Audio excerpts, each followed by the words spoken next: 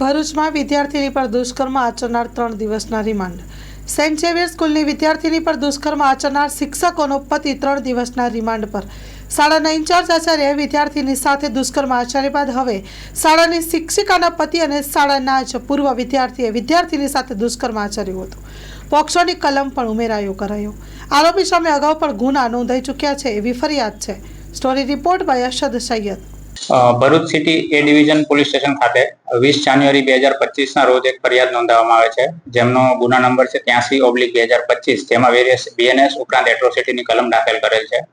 જેમાં ગુનાના કામે ફરિયાદી કે જે ભોગ બનનાર બહેન છે, તેમના દ્વારા કોઈ આરોપી ફિલિપ ઉર્ફે રોની કુટીનો ના વિરુદ્ધ ફરિયાદ દાખલ કરવામાં આવે છે. અને જે ફરિયાદમાં એવું જણાવે છે કે સેન્ટ ઝેવિયર સ્કૂલના ભૂતપૂર્વ વિદ્યાર્થીઓના સંમેલન કે મીટિંગ માટે એક બેક્સા નામનું વોટ્સએપ ગ્રુપ ક્રિએટ કરવામાં આવે છે, જે ભૂતપૂર્વ વિદ્યાર્થીઓમાં ભોગ બનનાર અને આરોપી બંને એક જ ગ્રુપમાં હોય છે અને જેમાંથી એકબીજા સાથે વાતચીત કરી અને એકબીજા સાથે પરિચય કેળવે છે. ત્યારબાદ એકબીજા સાથે કન્ટિન્યુઅસ વોટ્સએપ દ્વારા વાતચીત ચાલુ રાખે છે. જેમાં આરોપી દ્વારા એક દિવસ બેક્સાની મીટિંગના નામે ભોગ બનનારને 23 નવેમ્બર 2024 દિવસે પોતાના ઘરે બોલાવે છે.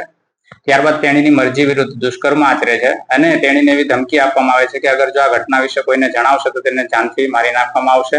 ત્યારબાદ ફરીથી આ જ ઘટના 9 ડિસેમ્બર 2024 રોજ થાય છે અને ફરીથી દુષ્કર્મ આચરે છે, જેની ફરિયાદ ફરિયાદી દ્વારા આપવામાં આવે છે અને જેમાં આરોપીને પોલીસ દ્વારા અટક કરી વધારે રિમાન્ડ લઈ હાલ પોલીસ કસ્ટડીમાં રાખેલ છે અને આગળ વધુ તપાસ ચાલુ છે.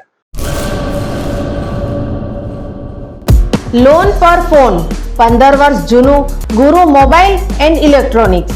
દરેક કંપનીના જૂના અને નવા મોબાઈલ લોન ઉપર મળશે અને ઇલેક્ટ્રોનિક્સ આઇટમો ફ્રીજ, ટીવી, વોશિંગ મશીન. ગુરુ મોબાઈલ એન્ડ ઇલેક્ટ્રોનિક્સ, સંતોષી માતાના મંદિર પાસે અને અમારી અન્ય બ્રાન્ચ ગુરુ મોબાઈલ પોઈન્ટ, આભા હોટલ નીચે, પેટ્રોલ પંપ સામે, ભુજ. તો મેળવો લોન પે ફોન અને તમામ ઇલેક્ટ્રોનિક્સ એપ્લાયન્સીસ.